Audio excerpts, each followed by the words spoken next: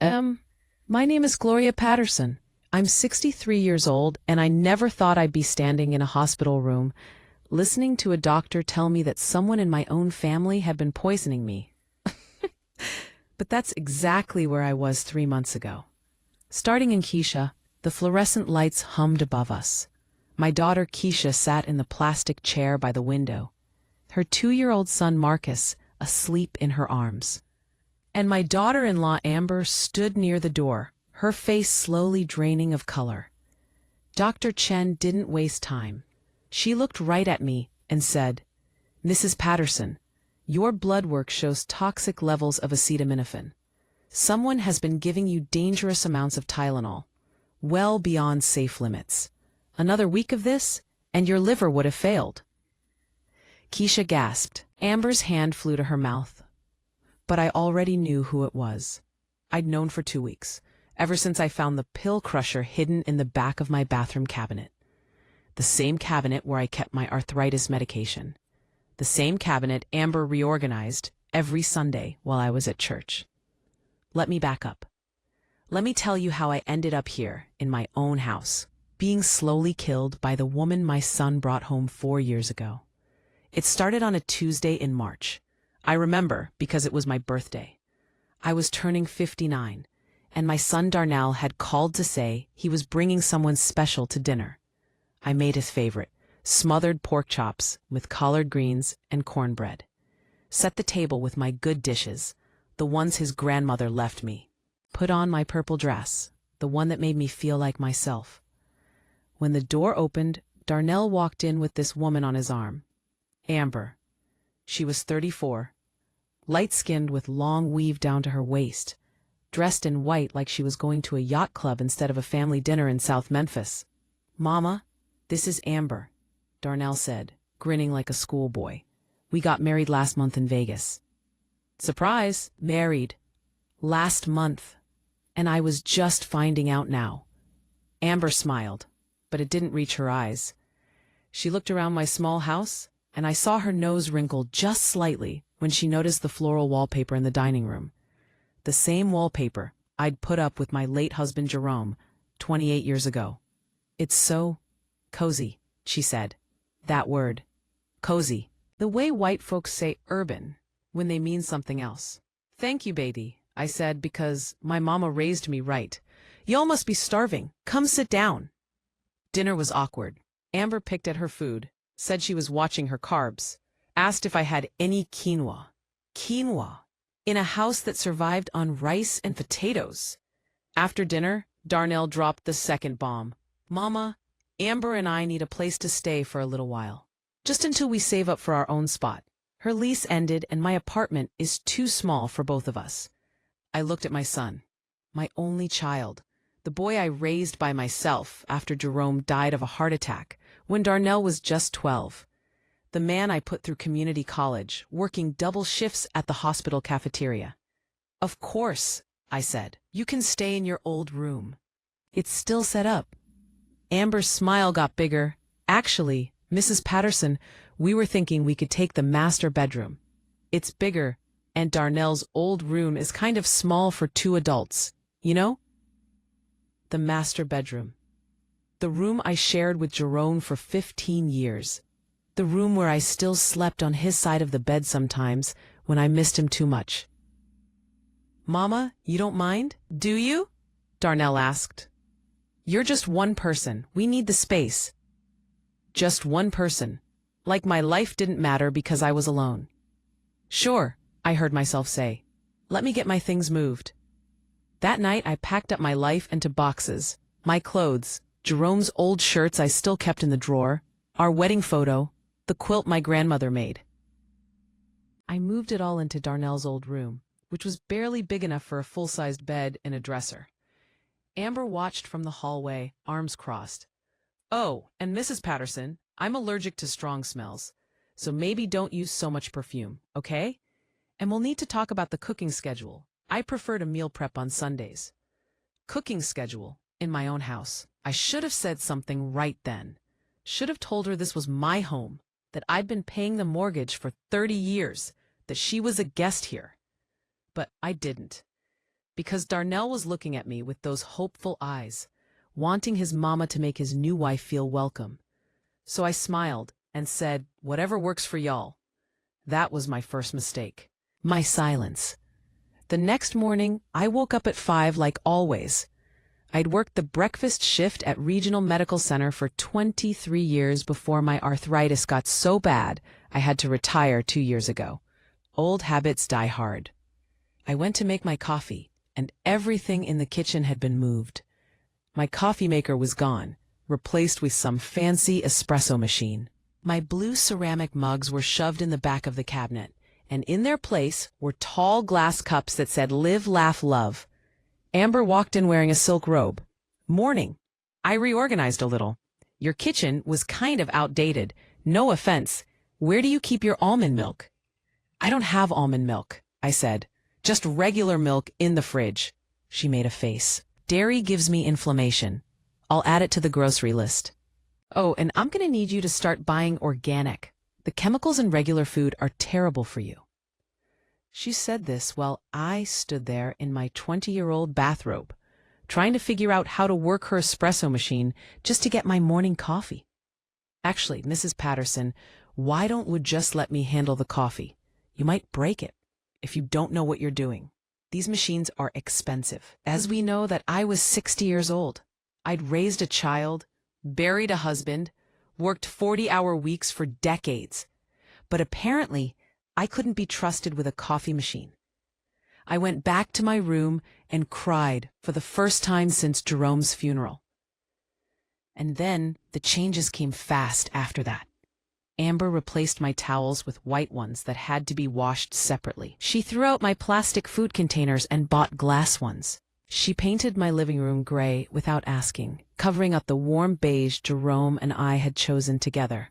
"It's more modern," she said when I came home from the grocery store and found her rolling paint over my memories.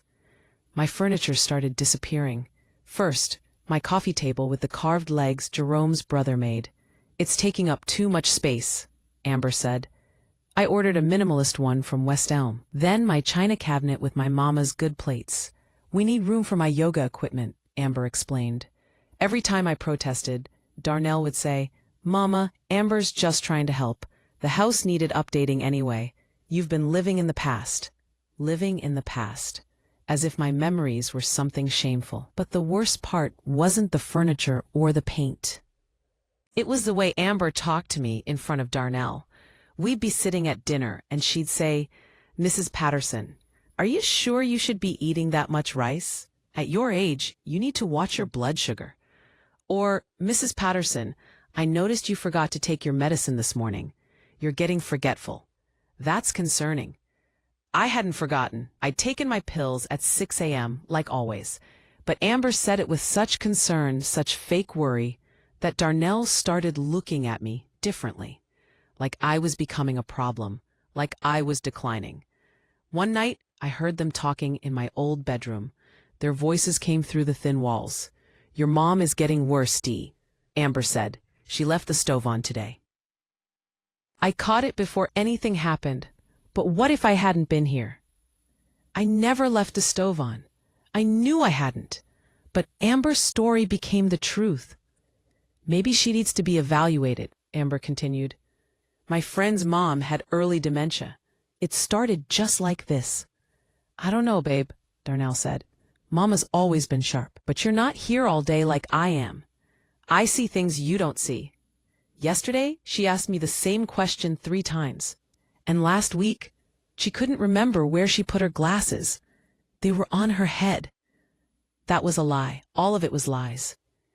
But Amber told them so smoothly, so convincingly, that even I started doubting myself.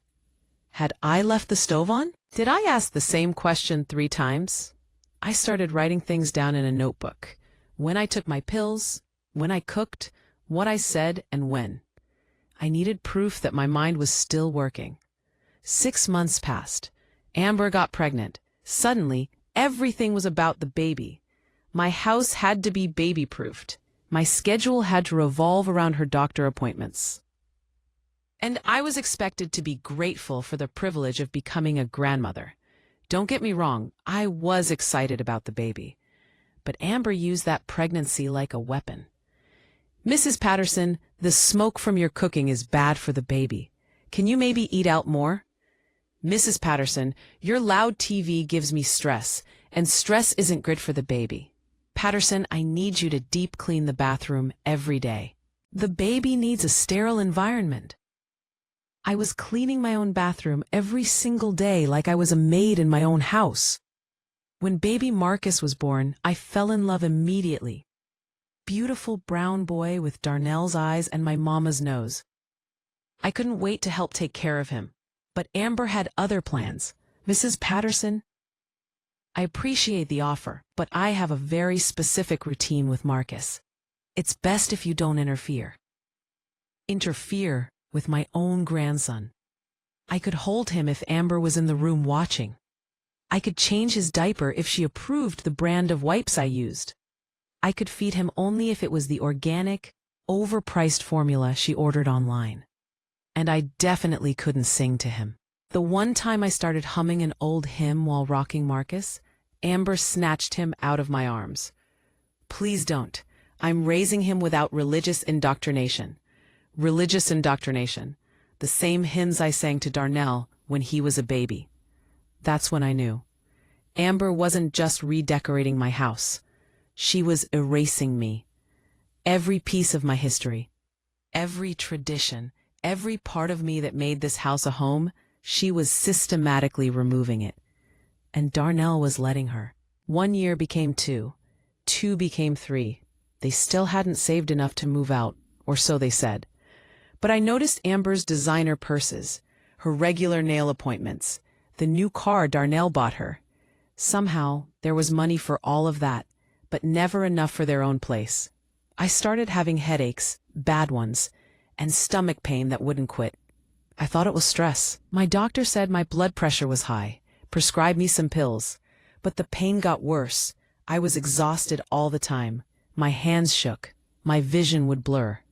You're getting old, Mama, Darnell said when I mentioned it. Bodies break down. I was 61, not ancient, but everyone treated me like I was falling apart. Amber started bringing me tea every afternoon. It's good for inflammation, she'd say. Drink up. The tea tasted bitter, but I drank it because maybe she was right. Maybe it would help. But I kept getting sicker. My neighbor, Miss Wanda, noticed. She'd known me for 30 years, and one day she pulled me aside when I was getting the mail.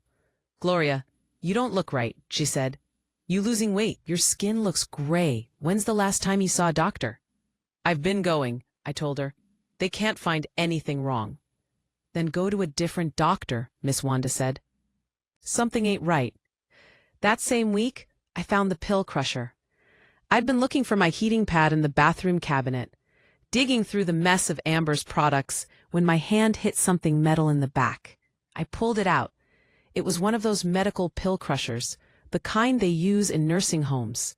White powder residue still on it. My heart started pounding. I looked at my pill bottles lined up on the shelf. My blood pressure medication, my arthritis pills, my vitamins. Why would there be a pill crusher in my bathroom? I took it back to my room and hid it in my dresser drawer. Then I started paying attention. Every afternoon, Amber brought me that tea, and every afternoon she'd say, "Don't forget your vitamins, Mrs. Patterson." She'd hand me a small cup with 4 or 5 pills in it. I'd always just taken them, trusting they were what they were supposed to be. But now I looked closer. Some of the pills were different colors than my regular ones. Some were slightly larger, and they all had a chalky residue on them. The next day I palmed the pills instead of swallowing them, pretended to drink my tea, but poured it in my bedroom sink later. I kept the pills in a plastic bag.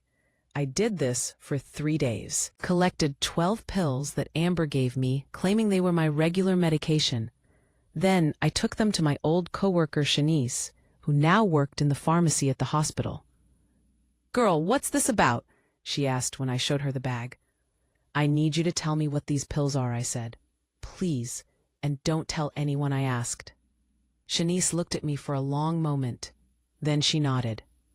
2 days later, she called me. Her voice was shaking. Gloria, 3 of these pills are Tylenol, extra strength. But the other 9? They're not any medication I can identify without proper testing. Where did you get these? Someone's been giving them to me, I said, telling me they're my vitamins. Silence on the other end. Then, Gloria, you need to go to the hospital, right now. If someone's been giving you unidentified pills, you could be in serious danger. I didn't want to believe it, didn't want to think that Amber would actually try to hurt me. But my body was telling me something was very wrong. I told Keisha first. My daughter lived across town, worked as a paralegal, and we'd always been close. I called her and told her everything. Mama, are you serious? She said. Amber's been giving you random pills? I think so, baby, and I've been so sick. I'm coming to get you right now. We're going to the ER. When Keisha arrived, Amber was in the living room with Marcus. She looked surprised to see Keisha. Oh, hi, Keisha. What brings you by? Taking Mama to the doctor, Keisha said shortly. Come on, Mama. Amber stood up. Is everything okay, Mrs. Patterson? You didn't mention feeling bad. I'm fine, I said, but we both knew that was a lie. In the car, Keisha held my hand. Mama, if she's been hurting you, I swear to God, let's just see what the doctor says first. At the hospital, they ran every test they could think of. Blood work, urine sample, liver function tests. I sat in that ER room for 4 hours while they tried to figure out what was wrong with me. Chen came in with the results and a police officer. That's when I knew it was bad. If you're watching this and you recognize any of these signs, if you feel like something's wrong in your own home, but you can't quite name it, hit that like button and subscribe. Drop your city in the comments. Tell me if you've ever felt invisible in your own life, because you're not alone. Dr. Chen sat down and looked me straight in the eye. Mrs. Patterson, your liver enzymes are extremely elevated. Your kidney function is impaired, and your blood shows toxic levels of acetaminophen, which is the active ingredient in Tylenol. Prolonged exposure to high doses causes liver damage. Another week or 2 of this, and we'd be talking about organ failure. Keisha's hand tightened on mine. Someone has been poisoning you, Dr. Chen continued. This wasn't accidental. The levels in your system suggest regular, intentional dosing over several months. The police officer stepped forward. Ma'am, I'm Officer Williams. I need to ask you some questions. Who has access to your medications? I couldn't speak. My throat had closed up. Keisha answered for me. Her daughter-in-law, Amber. She lives in my mother's house and has been giving her vitamins every day. Officer Williams wrote this down. Where are you living currently, Mrs. Patterson? It's my house, I managed to say. My name is on the deed. But my son and his wife have been staying with me for 4 years. And this daughter-in-law, she prepares your food, gives you medication? I nodded. Doctor, Chen added, the acetaminophen poisoning is clear. But we also found traces of other substances in her blood that we can't identify without more extensive testing. I've ordered a full toxicology screen. Other substances, not just Tylenol.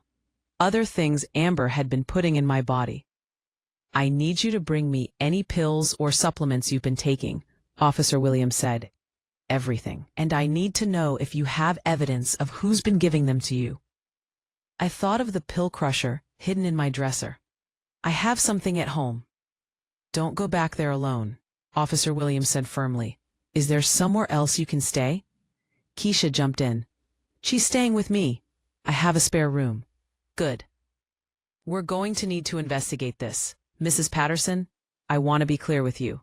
If what you're describing is accurate, we're talking about attempted murder. The room tilted. Attempted murder. The woman who slept down the hall from me, who smiled at me every morning, who called me Mrs. Patterson with that sweet, fake voice, had been trying to kill me. They admitted me to the hospital overnight for observation. Keisha stayed with me, sleeping in the chair next to my bed, around 10 p.m. My phone rang. It was Darnell. Mama, where are you? Amber said Keisha came and got you, and you've been gone for hours. We're worried. I could hear Amber's voice in the background. Is she okay? Should I come to the hospital? I'm fine, I told my son. Just some tests. Nothing to worry about. What kind of tests? Mama, you should have told us you weren't feeling well. Amber could have taken you. Amber, the person who'd been poisoning me. I'll be home tomorrow, I said. We need to talk. About what? Tomorrow, Darnell. I'm tired. I hung up before he could argue. Then I turned my phone off. Keisha looked at me. You're not going back there, Mama. It's my house, baby. I don't care. That woman tried to kill you. You can't sleep under the same roof as her. But I had to. Because I needed to understand why. I needed to hear Amber admit what she'd done. And I needed to make sure she never did this to anyone else. The next morning, Keisha drove me home. We'd stopped at her place first so I could pack a bag, but I insisted on going back to the house to get some things. When we pulled up, Darnell's truck was in the driveway. He was home from work. The moment I walked in, Amber rushed toward me. Mrs. Patterson, thank God you're okay. Darnell said you were at the hospital. What happened? She looked genuinely concerned. That was the scariest part. How good she was at pretending. We need to talk, I said. All of us. Living room. Now. Darnell came out of the kitchen with Marcus on his hip. Mama, what's going on? We're scaring me. I sat down on the couch, my couch that Amber had recovered in gray fabric. Keisha stood behind me like a bodyguard. Where are my vitamins? I asked Amber. She blinked. Your vitamins? In the bathroom cabinet, where they always are. Go get them. Amber looked at Darnell, confused. I don't understand. Get them, now. She went to the bathroom and came back with the bottle, handed it to me. I opened it and poured the pills onto the coffee table. They were different sizes, different colors. Some were capsules, some were tablets. These aren't vitamins, I said. These are Tylenol, and God knows what else. Amber's face went white. What? No. Those are the supplements I bought for you. The ones from Whole Foods. Don't lie to me, I said, and my voice was steady now, strong. I had them tested. The hospital tested my blood. I have toxic levels of acetaminophen in my system.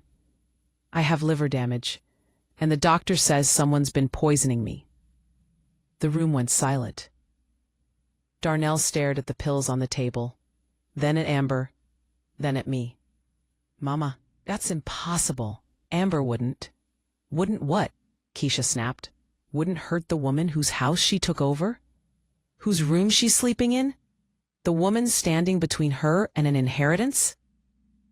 Amber's mouth opened and closed. This is insane. I would never hurt Mrs. Patterson. Darnell, you know me. Tell them. But Darnell was looking at the pills, really looking. These don't look like vitamins, he said slowly. They are. I bought them online. I was trying to help her. She's been so sick, and I thought supplements might what? I asked. Might kill me faster? No. Amber's voice got shrill. I love you, Mrs. Patterson. You're like a mother to me. You took my bedroom. You threw out my furniture. You won't let me near my grandson, and you've been slowly poisoning me for months. Does that sound like love to you? Tears started rolling down Amber's face. I never meant to hurt you. I swear. I was just trying to help manage your health. By crushing up pills and hiding them in my tea? By crushing up pills and hiding them in my tea? The tears stopped. Just like that, Amber's face went blank. That's when I knew she realized I'd found the pill crusher, she asked carefully. From the crusher you hid in the back of the bathroom cabinet. Darnell stood up. What crusher? Amber, what is she talking about? Amber's mask was slipping. I could see it. The sweet, concerned daughter-in-law was fading, and something colder was showing through. Amber's mask was slipping. I could see it. The sweet, concerned daughter-in-law was fading, and something colder was showing through. Then why was there white residue in it? Why was it hidden behind all your products, where I'd never normally look? I don't know. Maybe it's old. Keisha pulled out her phone. I'm calling the police. Wait. Darnell held up his hand. Just wait. Amber, look at me. Tell me the truth. Did you give Mama something that hurt her? Amber looked at her husband. her meal ticket, her way into a house she'd been trying to claim as her own. And she made a choice. Fine, she said. Yes, I gave her extra Tylenol. But only because she was always complaining about pain and she wasn't taking enough. I was helping her. I never complained about pain, I said. You did. You were always holding your back, your knees. I was trying to ease your suffering. My doctor prescribed me medication for that. The right dosage. Well, clearly it wasn't working. Darnell's face was doing something I'd never seen before, like he was watching a stranger. Amber, Mom is in the hospital because of liver damage, because of too much Tylenol. You almost killed her. I didn't almost kill anyone, Amber shouted. She's being dramatic like always. Everything is always about her house, her rules, her memories. I was just trying to make things easier for everyone. Easier? I stood up. You wanted me gone. Admit it. Amber's jaw clenched. For a second, I thought she might actually say it. Instead, she grabbed Marcus from Darnell's arms. I'm not listening to this anymore. You're all ganging up on me. I'm the victim here. Actually, she stormed toward the door. You're not taking my grandson anywhere, I said. Amber spun around. He's my son. You have no rights to him. Amber spun around. You just admitted to poisoning his grandmother. You think I'm letting you walk out of here with that baby? You're not alone. Keisha already had 911 on the line. Yes, I need police at 1847 Springdale Avenue. We have a woman who's confessed to poisoning someone, and she's trying to leave with a child. Amber's eyes went wide. You bitch. She ran for the door, but Darnell blocked her. Give me Marcus, he said quietly. No. Amber, give me our son. Something in his voice made her hesitate. Then she shoved Marcus into Darnell's arms and bolted out the front door. We heard her car start, heard the tires squeal as she pulled away. 3 minutes later, 2 police cars pulled up. Officer Williams was one of them. Mrs. Patterson, he said, are you all right? She ran, I said. She admitted it and ran. We'll find her. Do you have the evidence you mentioned? I went to my room and got the pill crusher. Brought out the bag of pills Shanice had tested. Officer Williams bagged everything carefully. This is enough for an arrest warrant, he said. Attempted murder and reckless endangerment. Darnell sat on the couch, holding Marcus, looking like his whole world had collapsed. Because it had. The woman he married, the mother of his child, had tried to kill his mother, and he'd been living with her, sleeping next to her, defending her for 4 years without seeing it. Mama, he whispered, I'm sorry. God, I'm so sorry. I sat down next to him, put my hand on his shoulder. I know, baby. I should have seen it. Should have protected you. You're my mother, and I let her. He broke down, cried like I hadn't seen him cry since his daddy died, and I held him. Because that's what mothers do. But something had broken between us that couldn't be fixed with an apology. He'd chosen Amber over me again and again.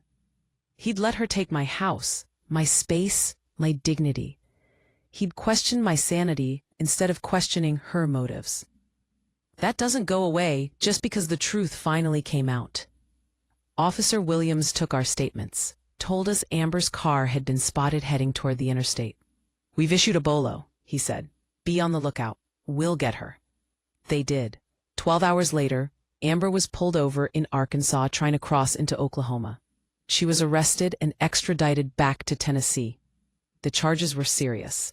Attempted murder, assault, reckless endangerment. The DA was pushing for the maximum sentence. Darnell hired her a lawyer anyway. She's still Marcus's mother, he said. But he filed for divorce the next day. I stayed at Keisha's house for 2 weeks while I recovered. The doctor put me on medication to help my liver heal. Said I was lucky I caught it when I did. Lucky. That's what she called it. During those 2 weeks, Darnell called me every day, begged me to come home, said he'd moved all of Amber's stuff out, that the house was mine again, that he'd make it right. But I wasn't ready.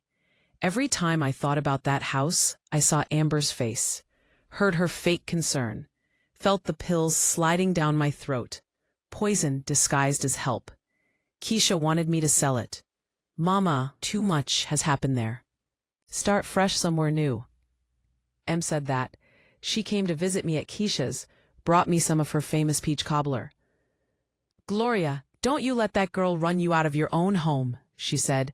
That's Jerome's house. That's your history. You fought too hard for it to give it up now. She was right. That house was mine, paid for with my money, my work, my life. Amber didn't get to take that from me. So 3 weeks after I left the hospital, I went home. Darnell had been true to his word. All of Amber's things were gone. He'd repainted the living room back to beige, put my old furniture back where it belonged, the pieces he'd saved in the garage when Amber wanted them thrown out. Some of it was beautiful. My bedroom was mine again.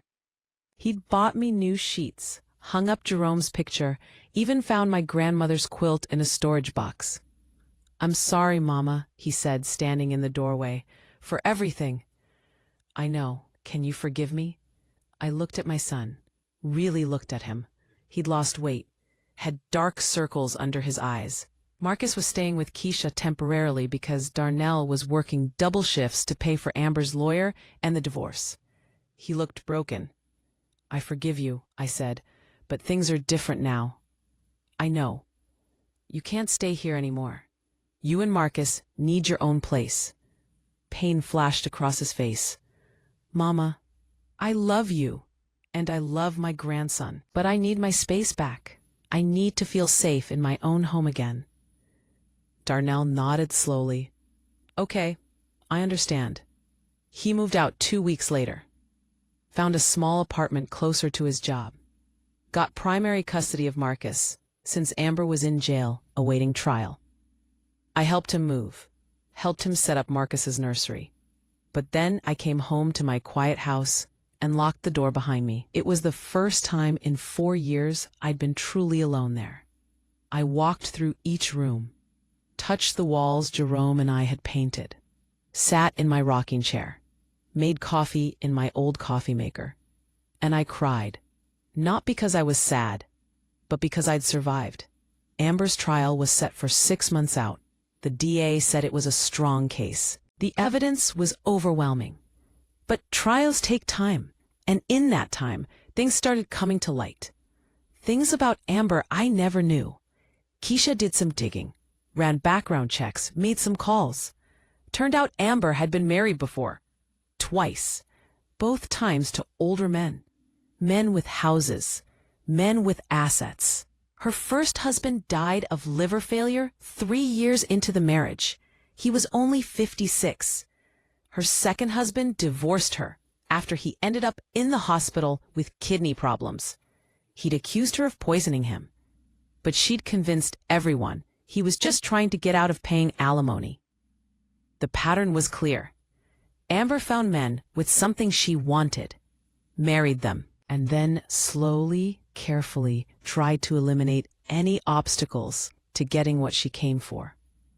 With her first husband, she was the grieving widow who inherited everything. With her second husband, she'd almost succeeded until he got suspicious. And with Darnell, I was the obstacle, the mother-in-law who owned the house Amber wanted, the woman standing between her and financial security. So she'd tried to remove me, slowly enough that it would look natural. An old woman getting sick, her body failing, eventually dying of organ failure that could be blamed on her age. If I hadn't found that pill crusher, if Shanice hadn't tested those pills, if Keisha hadn't insisted I go to the hospital, I would have been dead in another month. And Amber would have played the devoted daughter-in-law, comforting Darnell in his grief, pushing him to sell the house so they could start fresh somewhere new. She would have won, but she didn't. The preliminary hearing was in August. I had to testify, had to sit in that courtroom and look at Amber in her orange jumpsuit and tell the judge what she'd done to me. She stared at me the whole time, not with anger, with this cold, calculating look. like she was still trying to figure out where her plan went wrong. The judge denied bail, said Amber was a flight risk and a danger to the community. Her lawyer tried to argue that she was a new mother, that Marcus needed her. But the prosecutor brought up her previous marriages, the mysterious death, the hospital records from husband number 2. Your Honor, this woman has a pattern of targeting vulnerable people and poisoning them. Mrs. Patterson is lucky to be alive. The judge agreed. Amber stayed in jail. After the hearing, Darnell caught me in the hallway. Mama, can we talk? We went to a quiet corner. He looked exhausted. I need to ask you something, he said, and I need you to be honest. Okay. Okay. Do you think I knew? Do you think I was part of it? I looked at my son, my baby boy who I'd raised to be honest and kind and good. No, I said. You didn't know. You were manipulated just like I was. He sagged with relief. Thank you. I keep asking myself how I didn't see it. How I let her convince me you were losing your mind when really? She's good at what she does, I said. That's what makes her dangerous. I'll never forgive myself for not protecting you. Then don't. Use that feeling. Let it make you better. We stood there in silence for a moment. Then Darnell said, Marcus asks about you, says Gamma. My heart squeezed. Yeah? Can he come visit? I know you said you need space, but he misses you. I thought about it. About my grandson, who I barely knew because Amber had kept him from me. About all the time I'd lost. Bring him by Sunday, I said, for dinner. Darnell's whole face lit up. Really? Really. But just Marcus. You can drop him off and pick him up. Okay, yeah, thank you, Mama. That Sunday, Marcus came over. At 2 years old, he was walking and talking and getting into everything. I made him mac and cheese and chicken nuggets. We played with blocks on the living room floor.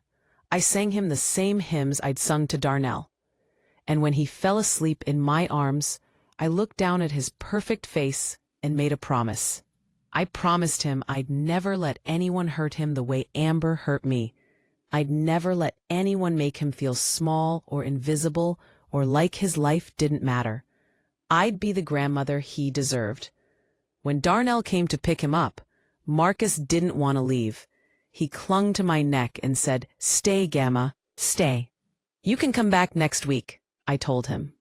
Gamma's not going anywhere. And I wasn't. This was my home, my life. And I'd fought too hard to reclaim it to ever let it go again.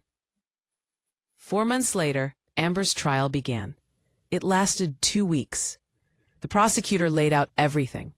The pill crusher, the toxic blood levels, the pattern of behavior with her previous marriages, the way she'd isolated me in my own home. They brought in Dr. Chen, Officer Williams, Shanice from the pharmacy, Keisha, even Miss Wanda, who testified about seeing me decline over the months Amber lived with me. Amber's lawyer tried to claim it was all a misunderstanding, that she'd been giving me supplements to help my health, not hurt it, that I was confused, possibly suffering from dementia. But the evidence didn't lie. The jury deliberated for 3 hours. Guilty on all counts. At sentencing, the judge looked at Amber with no sympathy. You targeted a vulnerable woman in her own home.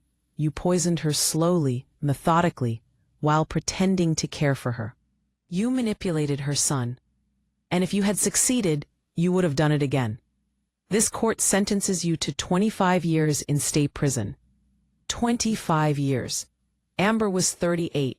She'd be 63 when she got out, the same age I was now. She didn't cry, didn't show any emotion, just stood there as they led her away in handcuffs. Outside the courthouse, Darnell hugged me. It's over, Mama. But it wasn't. Not really. Because the damage Amber did couldn't be erased by a verdict. I still had nightmares about the tea, about taking pills I thought were vitamins, about trusting someone who was trying to kill me. I still struggled with my liver function, still had to take medication, still had doctor appointments every month. And my relationship with Darnell, while improving, would never be what it was. There was a crack there now, a space where trust used to be. But I was alive. I was free. And slowly, I was healing. 6 months after the trial, I did something I hadn't done in years. I went to church. I sat in the back pew of the same church Jerome and I attended for 20 years. The same church where we got married, where we baptized Darnell. And I thanked God for saving my life, for giving me a second chance. After the service, people came up to me, people who'd known me for decades. "Gloria, we heard what happened. We're so sorry. If you need anything at all, you call us." Miss Wanda was there too. She took my hand and said, "I'm proud of you, baby. You survived. Now you get to live." That's what I'm doing now. Living. I wake up every morning in my own bed, make my coffee in my old coffee maker, sit in my rocking chair and watch the sunrise. Marcus comes over every Sunday. I'm teaching him to bake. We made Jerome's favorite chocolate cake last week. Darnell and I talk more now. Really talk. He's in therapy, working through the guilt and the manipulation. We're rebuilding our relationship one conversation at a time. And me? I'm learning to trust again. Learning to take up space in my own life. Learning that being kind doesn't mean letting people walk over me. I joined a support group for elder abuse survivors, met other women who'd been through similar things. Some of them are still fighting. Some of them got out just like I did. We share our stories. We remind each other that it wasn't our fault, that we deserved better. And sometimes, when the group gets quiet and heavy, I tell them what Miss Wanda told me. You survived. Now you get to live. That's the end of my story. Or maybe it's just the beginning. A beginning where I get to write my own ending. Where I get to decide who comes into my house and who I trust with my life. If this story resonated with you, if you've been through something similar, or you know someone who has, leave me a comment. Tell me your city. Share what you're feeling. Because these stories matter, and your voice matters. Like and subscribe for more stories about women who refused to stay silent, who found their strength when everyone counted them out, who survived and came out the other side stronger. My name is Gloria Patterson. I'm 63 years old. I'm a survivor, and I'm still here. Part 2, 50,000 characters. The months after Amber's sentencing felt like waking up from a long nightmare.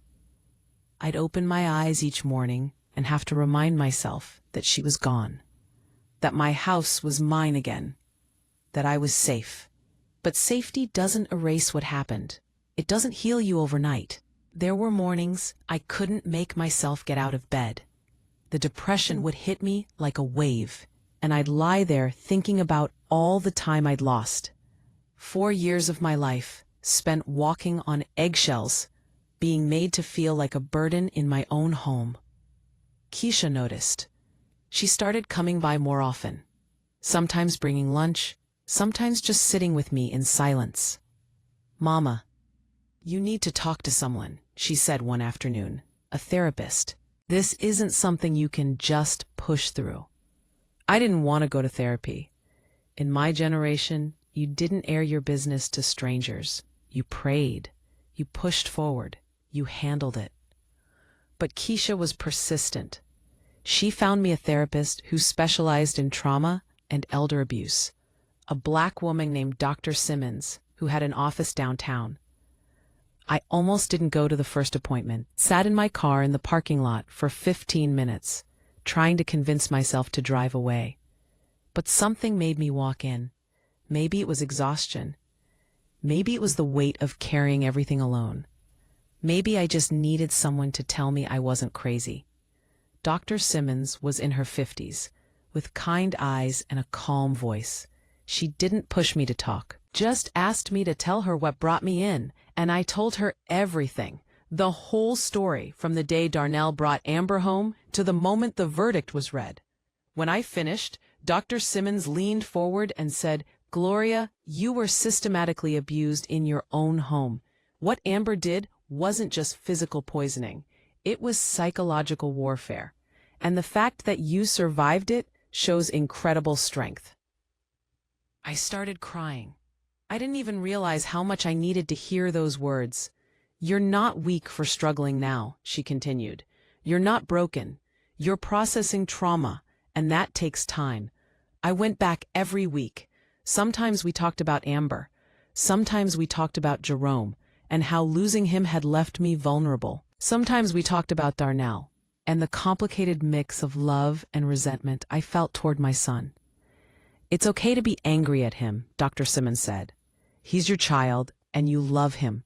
But he failed to protect you. Both things can be true." That hit me hard, because I'd been trying so hard to just forgive Darnell, to move past it, that I hadn't let myself feel the anger. But I was angry, furious even. Every time I remembered him telling me I was being dramatic, or that I needed to grow up, or that Amber was just trying to help, my chest would tighten with rage. "He chose her over you repeatedly," Dr. Simmons said. "That's a betrayal, and it's going to take more than apologies to heal that." So I told Darnell we needed to talk. Really talk. We met at a coffee shop, neutral ground. He brought Marcus, who was almost 3 now and full of energy. While Marcus played with some toys Darnell had brought, I looked at my son and said the thing I'd been holding back. "I'm angry at you." Darnell's face fell. "I know, Mama. I understand." "No, I don't think you do. You let that woman take over my life. You let her kick me out of my own bedroom, throw away my things, isolate me from my grandson. And when I tried to tell you something was wrong, you made me feel like I was the problem." "I was blind," Darnell said. "She manipulated me." "She did. But you're a grown man, Darnell. At some point, you made choices. You chose to believe her over me. You chose to move into my house and act like it was yours. You chose to let her erase me." His eyes filled with tears. "You're right. I did. And I hate myself for it." "I don't need you to hate yourself. I need you to understand that sorry isn't enough. You can't just say you're sorry and expect everything to go back to how it was."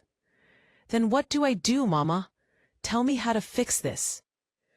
I took a breath. "You keep showing up. You keep being a good father to Marcus. You keep working on yourself. And you give me time. Real time. Not 2 weeks and then asking if we're okay. Years, maybe. However long it takes." Darnell nodded, wiping his eyes. "Okay, I can do that. And you don't make me feel guilty for needing that time. You don't make this about your pain. Because right now, I need space to deal with mine." "I understand." Marcus looked up from his toys and said, "Gamma sad?" I smiled at him through my tears. "A little bit, baby, but Gamma's okay." That conversation didn't fix everything, but it was a start. A real, honest start. Darnell kept his word. He backed off, stopped calling me every day, stopped asking if I forgave him, just showed up when I needed him and gave me space when I didn't. And slowly, over months, the weight started to lift. I started doing things for myself again, things I'd given up when Amber took over my life. I joined the church choir. I hadn't sung in years, not since Jerome died, but one Sunday I listened to them rehearsing and thought, I miss that. So I asked if they needed another voice. They did. Every Thursday night I went to choir practice, sang old hymns and gospel songs, let the music wash over me and remind me who I used to be. I also started cooking again, real cooking, not just quick meals. I'd make Jerome's favorite dishes and invite Miss Wanda over to share them. One evening, as we sat eating smothered chicken and rice, Miss Wanda said, "You getting your light back, Gloria. I can see it." "It's been hard," I admitted. "Oh, of course it has. But you're doing the work. That's what matters." I also reconnected with some of my old coworkers from the hospital, women I'd lost touch with over the years. We started having lunch once a month, just talking and catching up. They'd all heard what happened. Everyone in the neighborhood had. At first, I was embarrassed. Didn't want to be known as that woman whose daughter-in-law tried to kill her. But they didn't treat me like a victim. They treated me like a survivor. "Girl, you know how many of us have family members who ain't right?" one of them said. "The difference is you got out. You fought back. That takes courage." I'd never thought of it that way. I'd always focused on what I'd lost, not what I'd gained. I'd gained my life back, my home, my voice. That was worth celebrating. Around this time, about a year after Amber's sentencing, I got a letter. It was from the women's prison where Amber was serving her time. At first, I thought it was from Amber. My hands shook as I opened it, but it wasn't from her. It was from another inmate named Crystal. The letter said, "Dear Mrs. Patterson, I don't know if you'll read this, but I had to write. I'm serving time here with Amber Smith. She talks about you sometimes. Not a lot, but enough that I know your name. I wanted you to know something. Amber isn't sorry. She tells anyone who'll listen that you overreacted, that you're dramatic, that she was just trying to help you. She acts like she's the victim here. I thought you should know who she really is, in case she ever tries to contact you or convince people she's changed. She hasn't. Sincerely, Crystal." I sat at my kitchen table holding that letter, and I felt something shift inside me. Part of me had wondered if Amber regretted it, if being in prison had made her reflect on what she'd done. But no, she was still lying, still manipulating, still playing the victim. And you know what? That confirmed I'd made the right choice. Pressing charges, testifying, making sure she faced consequences. If I'd stayed silent, if I'd let it go, Amber would be out there right now finding her next victim. Some other vulnerable person to charm and then destroy. But she wasn't. She was locked up. And I was free. I threw the letter away. I didn't need it. Didn't need to know what Amber thought or said about me. She didn't get to take up any more space in my life. That same month, something unexpected happened. A woman named Denise reached out to me through Keisha's law office. Keisha called me and said, "Mama, there's someone who wants to talk to you." She was married to Amber's second husband. Denise and I met for coffee. She was younger than me, maybe in her early 50s, with sharp eyes and a cautious smile. "I followed your case in the news," she said. "When I heard the name Amber Smith, I couldn't believe it. That's the woman who almost destroyed my life." She told me her story, how she'd been married to Amber's second husband, Richard, how Richard had ended up in the hospital with kidney failure, and how he'd accused Amber of poisoning him. Everyone thought he was crazy, Denise said, thought he was making it up to get out of paying alimony. But I believed him. I saw how Amber operated, how she'd gotten close to him right after his first wife died, how she isolated him from his family, how she controlled everything. Did they ever prove it? I asked. No, there wasn't enough evidence, but Richard was convinced. He divorced her, moved across the country to get away from her. He died 3 years later. The official cause was complications from his kidney disease, but I always wondered. We sat in silence for a moment, both thinking about the lives Amber had touched and destroyed. "I wanted to thank you," Denise finally said, "for having the courage to speak up, for stopping her before she did this to someone else." "I'm sorry. I couldn't stop her before she got to you," I said. "You didn't know. None of us knew. But now she's where she belongs." Denise and I stayed in touch after that. She lived 2 states away, but we'd text sometimes, check in on each other. It helped to talk to someone who really understood what Amber was capable of. It reminded me I wasn't alone in this. Marcus turned 3 in November. Darnell threw him a small birthday party at his apartment and invited me. I almost didn't go. I wasn't sure I was ready to be around Darnell in a social setting, pretending everything was fine. But Keisha convinced me. "Mama, this is about Marcus, not Darnell, not Amber. Your grandson wants his gamma at his party, so I went. Brought Marcus a toy truck and some books. The party was small, just Keisha and her husband, Miss Wanda, a couple of Darnell's coworkers, and Marcus's little friends from daycare. I helped set up, put out snacks, and watched Marcus run around with the other kids. At one point, he climbed into my lap, and said, "Love you, Gamma." My heart melted. "I love you too, baby." Darnell watched us from across the room, and when our eyes met, he smiled. Not a guilty smile. Not a desperate "please forgive me" smile. Just a genuine, grateful smile. And I smiled back. Because even though things were different between us, even though I was still healing, we were okay. Not perfect. Not like before, but okay. That was enough for now.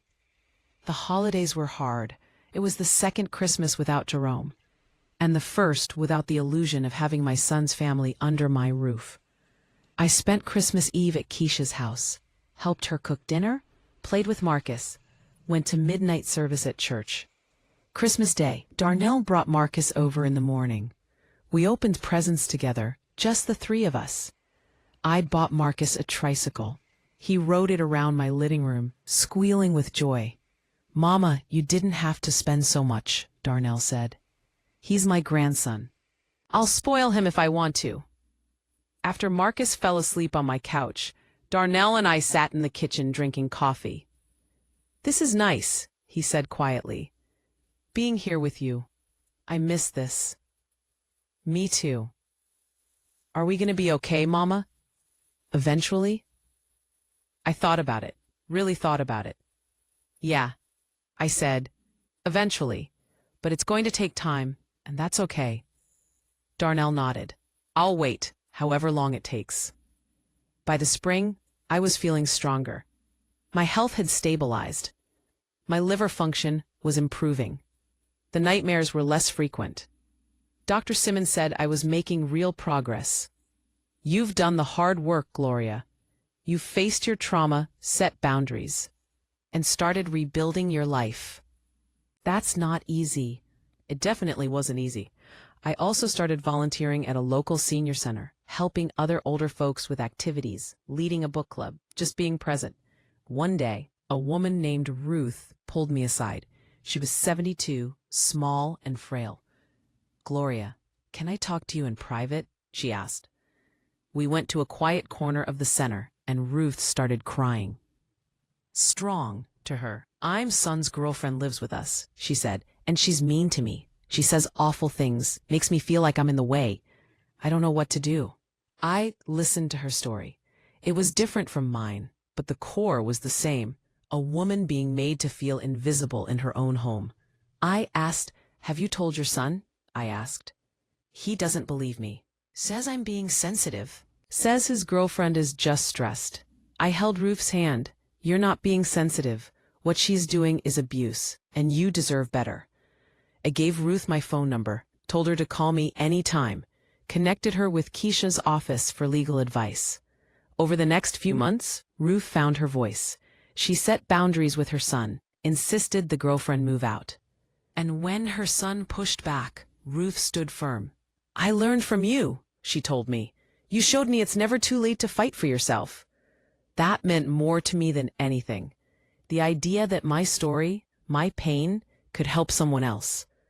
I started speaking at local churches and community centers about elder abuse, sharing my story, teaching people the warning signs, encouraging victims to speak up. It was terrifying at first, standing in front of people, being vulnerable, reliving the worst time of my life. But it was also healing. Every time I told my story, it lost a little more power over me. And every time someone came up to me afterward and said, "Thank you, I needed to hear that," it made all the difference. I knew I was doing something that mattered. One evening after a speaking engagement, a young woman approached me. She was maybe 30, with tears in her eyes. "Mrs. Patterson, I think my boyfriend is doing this to my grandmother," she said. "He moved in with her 6 months ago, and she's been acting different, confused, sick. I thought it was just old age, but after hearing you talk, I sat with her for an hour, gave her resources, told her what to look for, encouraged her to get her grandmother to a doctor. 2 weeks later, she called me. Her grandmother was in the hospital. Tests showed toxic levels of several medications in her system. The boyfriend was arrested. "You saved my grandmother's life," she said through tears. If I hadn't heard you speak, I wouldn't have known what to look for. I cried after that call, because it was proof that something good could come from something so terrible. Amber had tried to destroy me, but instead, I'd use that experience to help others, to shine a light on a problem most people don't talk about. That was my revenge. Not destroying Amber, but building something meaningful from the wreckage she'd left behind. 2 years after Amber's sentencing, I received another letter. This one was from Amber. I almost threw it away without reading it. But curiosity got the better of me. The letter was short. Amber's handwriting was shaky, like she was nervous. Gloria, I know you probably won't believe me, but I'm sorry. Prison has given me time to think about what I did, and I'm horrified. I was sick. I was greedy. I was wrong. I don't expect forgiveness. I just wanted you to know that I see it now. I see what I took from you. And I'm sorry, Amber. I read it 3 times. Part of me wanted to believe it, wanted to think that Amber had truly changed, that she understood the weight of what she'd done. But I thought about Crystal's letter, about Amber telling other inmates that I was dramatic, that she was the victim. This letter could be genuine, or it could be manipulation, another attempt to control the narrative. Maybe hoping I'd advocate for early parole or write a letter of support. I showed it to Dr. Simmons. "What do you think?" I asked. "I think it doesn't matter," she said. "Whether Amber is genuinely sorry or not, that's her journey. Your journey is about your healing, and you don't need her apology to move forward." She was right. I wrote Amber 1 letter back. Short and simple. "Amber, I received your letter. I hope you're getting the help you need. But my forgiveness isn't something you're entitled to. I'm moving forward with my life. I suggest you do the same. Gloria." I sent it and felt nothing. No anger, no satisfaction, no sadness. Just closure. Darnell and I slowly found our way back to each other over those 2 years. It wasn't dramatic or sudden. It was small moments, building on each other. Sunday dinners with Marcus, phone calls to check in, Darnell showing up to help when my water heater broke. We didn't talk about Amber much. There wasn't a need. That chapter was closed. One Sunday, while Marcus napped on my couch, Darnell said, "Mama, I want you to know something. I'm in a good place now. Therapy helped, and I'm dating someone." "Oh." I tried to keep my voice neutral. "Her name's Nicole. She's a teacher. She's got 2 kids from a previous marriage. I want you to meet her, but only if you're ready." I thought about it. "I'm ready." He brought Nicole over the following week. She was nothing like Amber. Down to earth, warm, respectful. "Mrs. Patterson, it's so nice to meet you," she said, shaking my hand. "Darnell talks about you all the time." We had dinner together. Nicole's kids played with Marcus. And I watched how Nicole interacted with Darnell, how she treated me. There was no possessiveness, no subtle digs, no attempts to control the space. Just a normal, respectful interaction. After they left, I called Darnell. "I like her," I said. "She seems good for you." "She is, Mama, and she knows about everything that happened. I was honest with her from the start. She knows I messed up, and she knows I'm working to be better." "Good. That's good, baby. I'm not rushing into anything this time. We're taking it slow. And I'm not bringing her to live with me until I'm absolutely sure." I learned that lesson. I was proud of him in that moment. Proud that he'd grown from what happened, that he was being intentional and careful. Marcus started pre-K that fall, smart as a whip, always asking questions, full of energy. I picked him up from school twice a week. We'd come back to my house, and I'd help him with his letters and numbers. One day, he looked up at me and said, "Gamma, why don't you live with us?" "Because Gamma has her own house, baby. But I miss you." My heart squeezed. "I miss you too. But you can come visit Gamma anytime you want." "Promise?" "Promise." He hugged me tight, and I thought about how close I came to losing all of this, to never seeing him grow up, never hearing his laugh, never getting these moments. Amber had tried to take it all from me, but she'd failed. I was here. I was alive, and I was surrounded by people who loved me. 3 years after the trial, I sold the house. It wasn't an easy decision. That house held 40 years of memories. Jerome and I had built a life there, raised Darnell there, but I couldn't shake the feeling of Amber's presence. No matter how much I cleaned or rearranged, I could still see her in the corners, still feel her poison in the air. Dr. Simmons said sometimes the only way to truly move forward is to let go. So I put the house on the market. It sold in 3 weeks. With the money, I bought a small condo closer to Keisha. 2 bedrooms, a nice balcony, in a senior-friendly building with neighbors my age. Moving day was bittersweet. Keisha and Darnell helped me pack. We found old photo albums, Jerome's things, memories I'd forgotten I'd kept. As we loaded the last box into the truck, I stood in the empty living room. "You okay, Mama?" Keisha asked. "Yeah," I said. "I'm ready." The new place felt like a fresh start. I decorated it my way, hung up my pictures, set up my rocking chair by the window, and for the first time in years, I felt completely at peace. Miss Wanda came to visit and brought me a housewarming gift. A framed quote that said, "She believed she could, so she did." "That's you, Gloria," she said. "You believed you could survive, and you did." I hung it in my living room where I could see it every day. Life settled into a comfortable rhythm. I had my routines, my choir practice, my volunteer work, my time with Marcus. Darnell and Nicole got engaged. He asked for my blessing first. "Mama, I know I messed up before, but Nicole is different. She makes me better. And I promise I'll never let anyone hurt you again." "I know, baby. You have my blessing." The wedding was small and beautiful. Marcus was the ring bearer. I cried happy tears watching my son start this new chapter.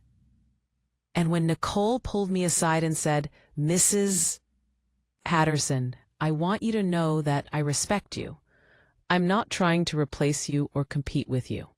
I just want to be part of this family," I believed her. 4 years after Amber's sentencing, I got a call from the parole board. Amber was up for early release, good behavior, overcrowding in the prison. They asked if I wanted to submit a victim impact statement. I thought about it for a long time. Part of me wanted to fight it, to make sure Amber served every single day of her sentence. But another part of me was tired. Tired of carrying anger. Tired of letting Amber take up space in my life. I wrote a statement. It said, "Amber Smith tried to kill me. She poisoned me in my own home, manipulated my family, and nearly succeeded in ending my life. The physical damage she caused still affects me today, but the psychological damage was worse. She made me doubt myself, my reality, my worth. I've spent 4 years healing from what she did. I will continue to heal for the rest of my life. Whether Amber is released early or serves her full sentence doesn't change my journey. I've moved forward. I've rebuilt my life. I've found peace. But I want the parole board to know what she's capable of. She is dangerous. She is manipulative. And whoever decides to let her back into the world needs to understand that they're unleashing someone who sees people as obstacles to be removed. I survived her. I pray her next victim will too. Gloria Patterson. The parole board denied her early release. She'd serve at least another 5 years. When I heard the news, I felt nothing. No relief, no satisfaction. Just acceptance. Amber's fate wasn't my concern anymore. My concern was living my life, cherishing my family, and helping others who are going through what I went through. Now, at 67 years old, I look back on everything that happened and I'm amazed I'm still here. There were so many moments I could have given up, could have let Amber win, could have let the poison and the lies and the manipulation destroy me. But I didn't. I fought back. I found my voice. I refused to be erased. And now I get to live the life Amber tried to steal from me. I wake up every morning in my peaceful condo, make my coffee, sit on my balcony, and watch the sunrise. I spend time with Marcus, who's now 6 and reading chapter books. Smart, kind, full of questions about the world. I have Sunday dinners with Darnell, Nicole, and their blended family. We laugh, we talk, we're building something new. I sing in the choir, I volunteer, I speak at events. I help other women find their strength. I have coffee with Keisha every week. She tells me she's proud of me, and I believe her. I still see Dr. Simmons once a month. Not because I'm broken, but because healing is ongoing. It's a process, not a destination. And I've made peace with everything that happened. Not because Amber deserves my forgiveness, but because I deserve my peace. Miss Wanda said something to me recently that stuck with me. Gloria, some people go their whole lives without facing real darkness, but you faced it and came out the other side. That's a testimony. That's power. She's right. What happened to me was terrible, but it didn't define me. It refined me. I'm stronger now, wiser, more careful, but also more compassionate. I know what it's like to be invisible, to be dismissed, to be hurt by people who claim to love you. And I use that knowledge to help others, to see them, to believe them, to fight for them. That's Amber's real legacy. Not the pain she caused, but the purpose I found because of it. Last week, I spoke at a conference on elder abuse. Over 300 people in the audience. I told them my story, every painful detail. And when I finished, the room was silent. Then a woman in the back stood up and started clapping. Then another, then another. Soon the whole room was on their feet, applauding. Not because what happened to me was good, but because I'd turned my pain into power, my trauma into advocacy, my near death into new life. After the conference, dozens of people came up to me, shared their own stories, asked for advice, thanked me for speaking up. One woman, probably in her 70s, grabbed my hand and said, "You gave me hope. I thought I was too old to start over. But if you can do it, maybe I can too." "You can," I told her. "It's never too late." That's what I want people to know. It's never too late to find your voice. Never too late to set boundaries. Never too late to choose yourself. I was 61 when Amber tried to kill me. 63 when I finally felt safe again. 67 now, and just starting to understand what true freedom feels like. Age doesn't make you weak. Experience makes you wise, and survival makes you unstoppable. My name is Gloria Patterson. I'm 67 years old. I'm a mother, a grandmother, a survivor, and an advocate. I was poisoned, betrayed, and nearly killed by someone I trusted. But I'm still here, still standing, still fighting, still living. And that's the greatest revenge of all. Not destroying the person who hurt you, but building a life so full of purpose and joy that what they did becomes just a chapter in your story, not the whole book. Amber took 4 years of my life, but I have so many more years ahead of me. Years full of love, laughter, and legacy. Years where I get to decide who I am and how I show up in the world. Years where no one can make me feel small or invisible or worthless. Because I know my worth now. I know my strength. And I know that I deserve to take up space. If you made it to the end of this story, thank you for listening.